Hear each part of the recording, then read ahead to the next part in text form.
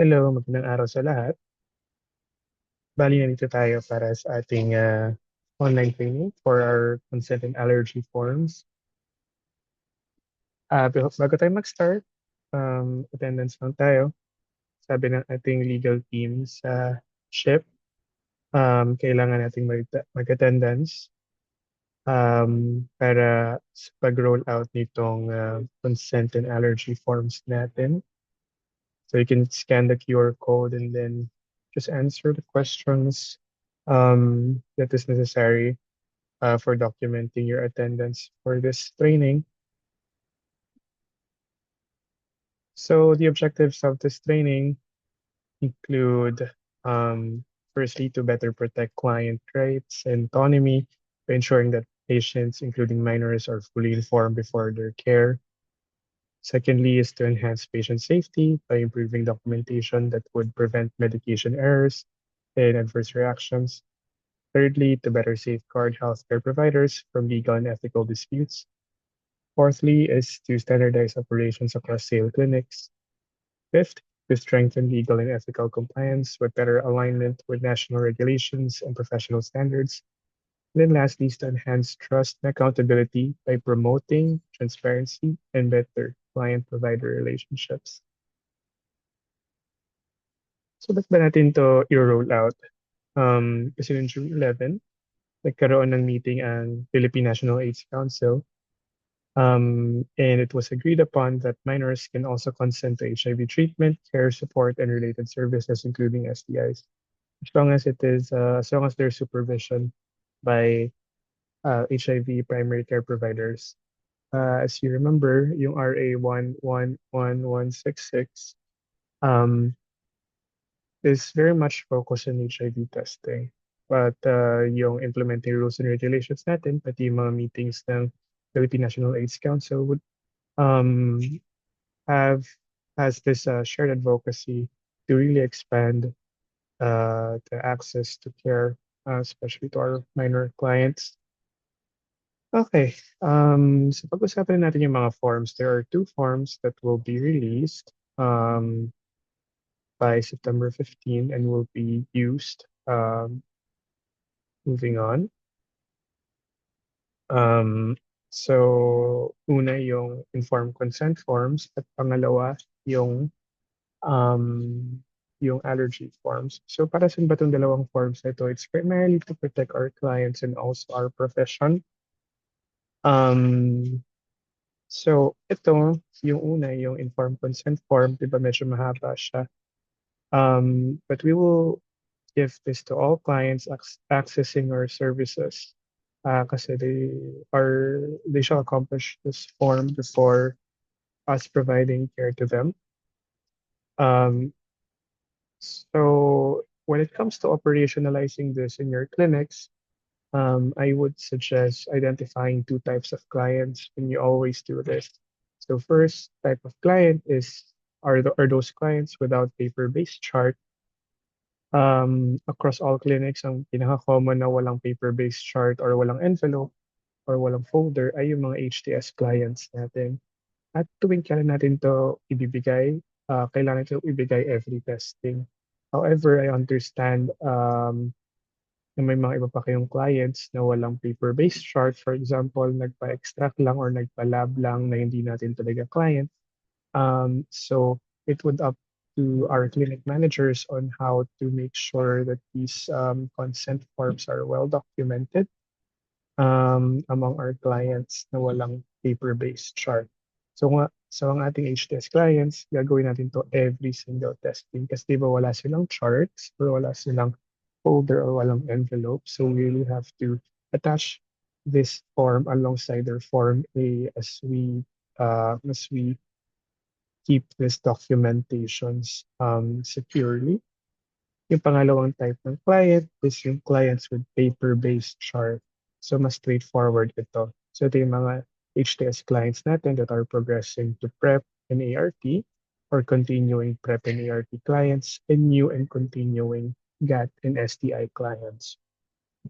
So I emphasize the terms here continuing kasi iba, ito yung mga clients natin na may folder na or envelope na tapos kailangan nating quote-unquote habulin or dagdagan ng consent form ang kanilang mga charts moving forward. So for example, may client na mag-refill or ng prep nila or ART, tapos parang 3 years na sa atin. So we still need to ask them to sign this paperwork para may attach natin itong consent form. Tapos yung date na ilalagay nila ay syempre is the date when they actually read and understood this paperwork. Hindi yung time or yung date kung kailan sila na-enroll. Okay? So kailangan natin maintindihan kung ano yung iba't ibang components ng ating consent forms. So primarily divided siya into three.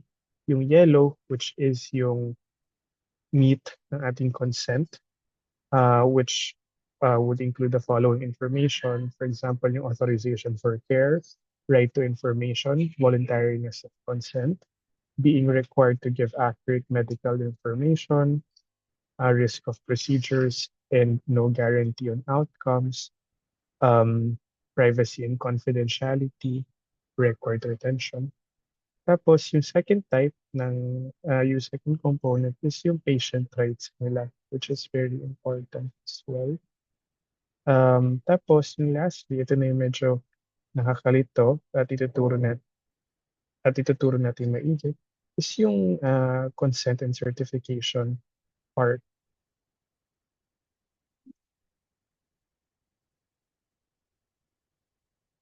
Alright, so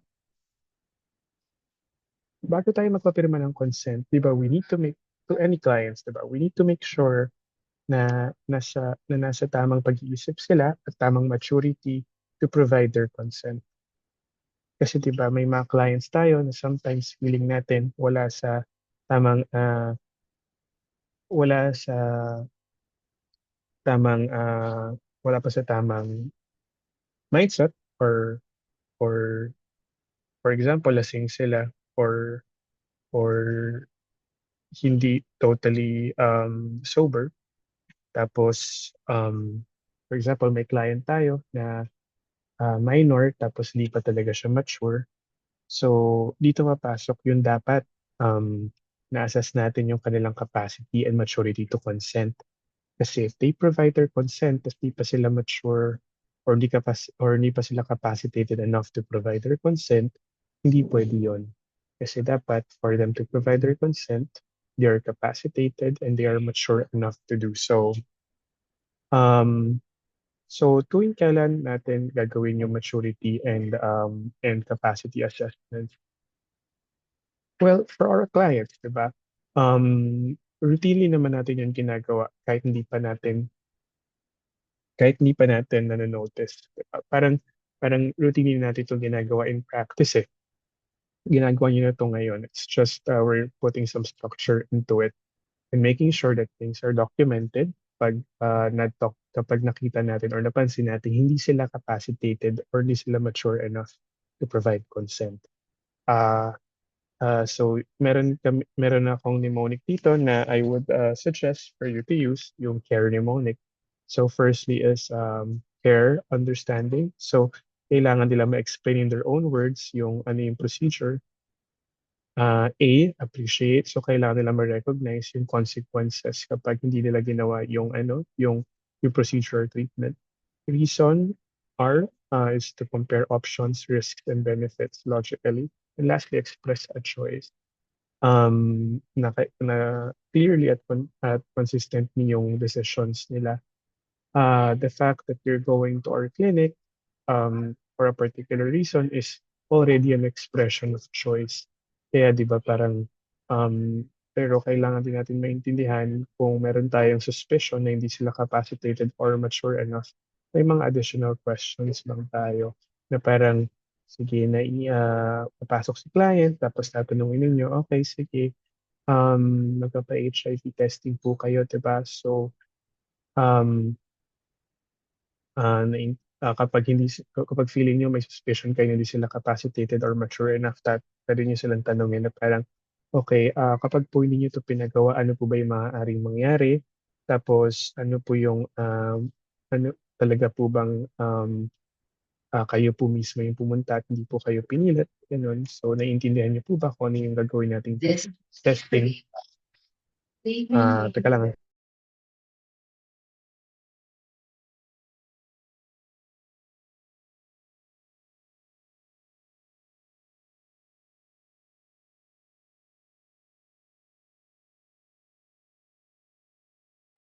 Okay. So yun lang naman. We need to make sure na naiintindihan nila at sila yung mismo nagko-consent. Okay. So what if yung client natin ay minor, 'di ba? Less than 15 years old. Um, Dito papasok yung ating maturity assessment. Um, Ideally, gagawin natin yung health assessment. So alam na alam ito ng mga licensed medical professionals sa inyong mga clinic, particularly ating mga doktor, pati ating mga medtech, kasi they are trained to do a health assessment among our patients na adolescents or minors. So ano sabihin ng health assessment? Um, Meaning, ito yung clients natin na, ito yung, ganito natin i-assess yung clients natin in terms of H or home and environment, E, education and employment, A, activities, D, drugs or substances, X or sexuality, X or safety, and then S for suicidality and mental health. So again, this is just a structure in your head. Hindi kailangan by the book, pero parang you want to start or initiate this kind of mature conversations. At doon natin malalaman kung if they are mature enough to handle mature conversations. So, pwede yung tanungin, okay, kumusta ka sa bahay ninyo? Ilan kayong magkakapatid? Panganay ka ba? Nakakapag-desisyon ka ba ng sarili mo? Nag-aaral ka pa ba? Anong trabaho mo? Nagtatrabaho ka na ba? Anong mga hobbies mo? Pwede mo pakikwento sa akin. Um, Tapos, nagpapaalam ka pa ba kung lalabas ka? Kung gusto mo manood ng sine o gusto mo gumimik, drugs or substances, nag-yosi ka ba o umiinom ka ba ng alak o nagda-drugs ka ba? Um, Tapos, nakipagtali ka na ba? Ganito. So puwedeng maaaring hindi 'to maging ano 'no, maging comfort. Hindi puwedeng parang hindi siya agad, comfortable conversations to have, 'di ba? Pero, parang ito lang yung structure para sa inyo to ease in yung conversation slowly. Tapos kasi 'di ba pumunta sila sa isang sexual health clinic, so more likely they're ready to talk about these things. Pero it's really up to you to assess whether they are capacitated or mature enough to do so. Kailangan naka-document ito sa chart, pero kailan natin to i-document. So firstly, kapag meron tayong suspicion na yung adult client natin ay hindi capacitated. So for example, lasing or high, 'di ba? Or may issues sa maturity. Pangalawa, kapag minor, kailangan nating ilagay yung maturity assessment natin. Okay? So, kailangan siyang ilagay sa chart. Okay. So, maliban sa paglagay sa chart, sa pag-document lang sa chart, kailangan naka-document din ito sa consent form natin. So, paano natin siya i-document? Ito siya, nandito siya. Okay? Oops. Ayan. Kapag minors or under 18 years old, diba, evaluated as mature minor, can sign above, or non-mature minor, proceed below. So yun siya. Okay? So dito natin siya ilalagay. Kapag in-assess na natin, i-check lang natin. Pero kapag mature minor naman or capacitated adult, pwedeng hindi na natin document sa chart. Basta na evaluate natin sa ating um, consent documentation. Okay, kapag capacitated adult. Pero ideally, pag mga mature minor, kailangan talaga na heads assessment sila regardless, no? Regardless kung mature, immature minor, kailangan ideally na-assess sila ng heads, tapos nailagay yon sa chart. Kasi very important yon in providing care to our clients who are minors. Okay. So, ito ang di ba may two sections itong consent form, itong consent aspect nito, yung consent section nito. Firstly, yung above for minors and mature minor clients. So they have to tick all of the boxes. Itong apat na ito, yung I have read and understood, I had the opportunity to ask questions, I understand my rights as I voluntarily consent. So they have to tick all of those boxes and they have to sign under their printed name, put their date of birth, and date sign.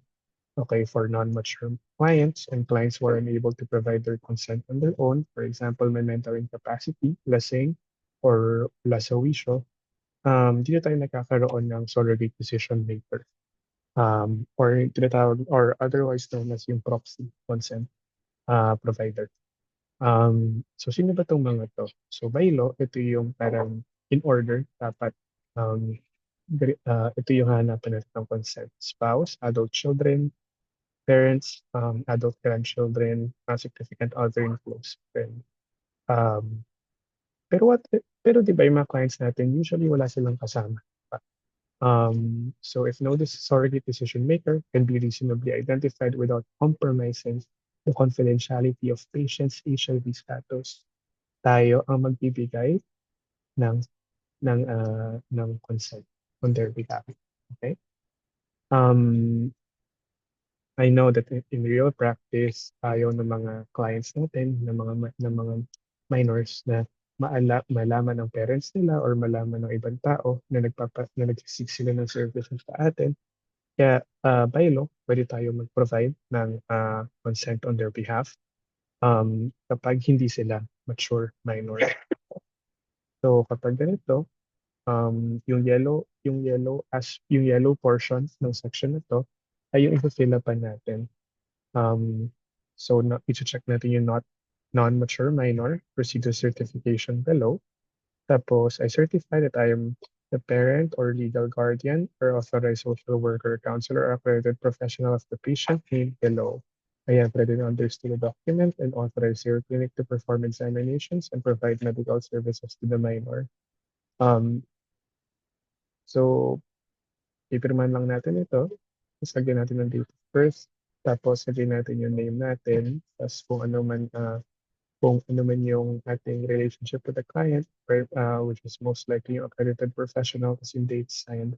Tapos yung witness, maghanap lang tayo ng isa pang adult in the room. So for example, pwedeng ito yung clinic manager, ito yung medical technologist, or CA or anyone in the clinic anyone adult in the clinic who can can be a witness to this surrogate decision making.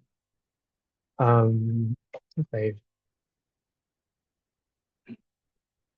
So next naman yung allergy form.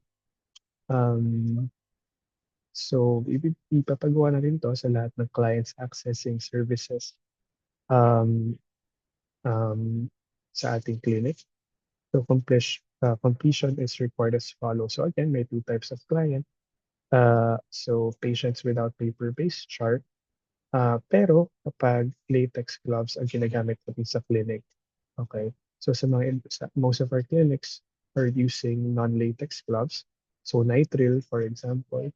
So hindi na natin kailangan ng allergy form sa HTS pag ang ginagamit ng gloves ay non-latex naman.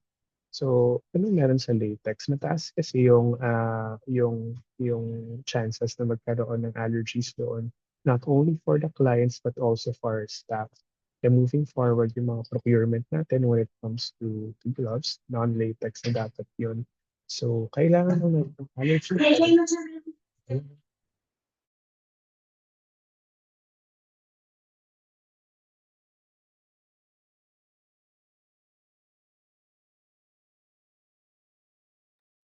Okay. So kailangan lang talaga nating gawin, i-make sure na yung ating gloves ay depende siya sa gloves na ginagamit natin. Kasi kung latex, kailangan naka-document yung allergy status ng ating mga clients.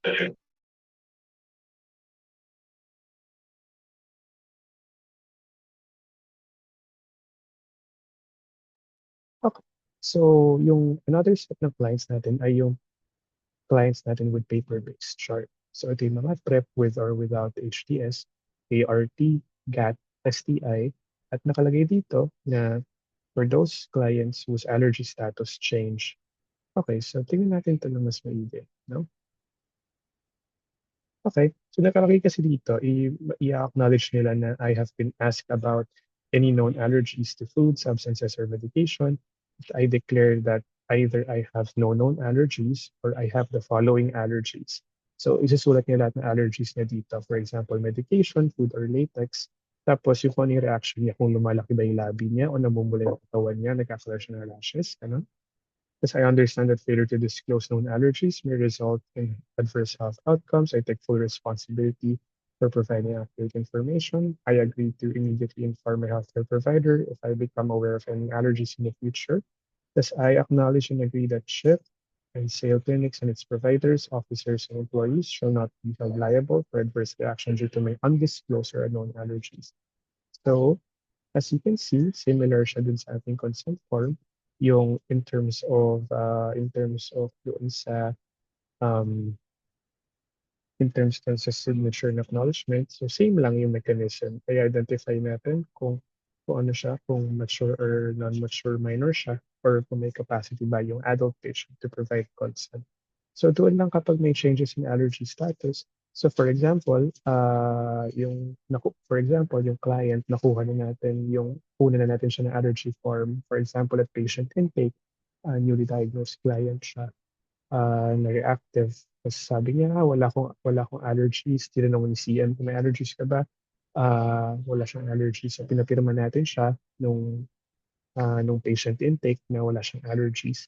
Pero for example, nag-start na siya ng cotrimoxazole tapos bigla siyang nagka-allergies, ipapapirmahan natin siya ulit ng allergy form. So magkakaroon na siya ng dalawang allergy form. uh, Una nung patient intake siya nung follow-up. So sa chart niya, dalawa ng allergy forms niya kasi nagbago yung kanyang allergy status. Important to keep yung dalawang forms na yun moving forward kasi doon natin document kung kailan siya nag-develop ng allergies at kung kailan niya ni-report yun at kung kailan tayo protektado ng papeles na pinapirmahan natin sa kanila. Okay? So yun nga sabi ko nga kanina, i-elicit ng ating CM or ng ating mga healthcare providers kung ano yung allergies nila. Tapos isusulat natin kung ano yung reaction. Tapos kung ano yung previous assessment on their mental capacity and maturity should suffice on identifying the strategy for the acknowledgement. Kasi more likely, sabay niyong gagawin yung consent at allergy forms. So kung ano man yung ginawa niyo doon sa acknowledgement and consent na proseso, doon sa consent, ayun din yung gagawin nyo dito. So for example, nagharap kayo ng surrogate assessment maker.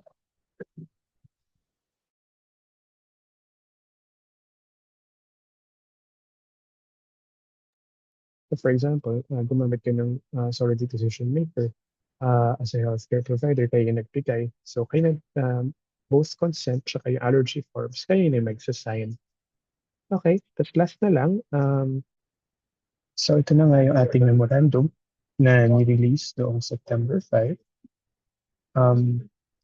Patong sa inyo yung script namin binigay. Well, after ko yung ibang appendix. So ito yung consent form in English. Tapos ito yung allergy form in English.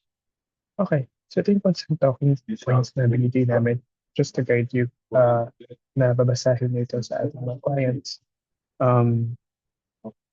Pag nakausapin nila sila about the consent. So, for example, may tumating sa yung client, tapos nabasa na niya at na-program niya.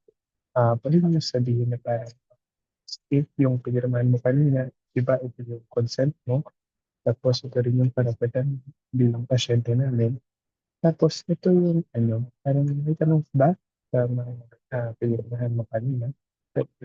Pero kapag gusto mo talaga ng ito sa inyo, ito yung pwede mo yung sabihin sa kanila.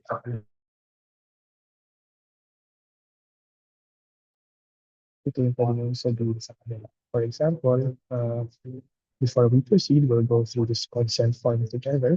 It explains our services and your rights. Please stop me anytime if you have any questions. Our clinic provides health services delivered by qualified providers. These are generally safe, but medical procedures carry some risk. You may always ask questions or request more explanation before or during any service. aim for the best outcomes but cannot promise you specific results, you may withdraw consent anytime by telling us. Please note that stopping service may affect your health. We rely on you to give complete and correct details about your health, medicines, and allergies. Mental health is not risk-free. Reactions or side effects may occur, but we follow strict safety protocols, not sharing important information, health information. Details can affect your care. We use your information to provide care, keep records, communicate with you, and comply with legal limits.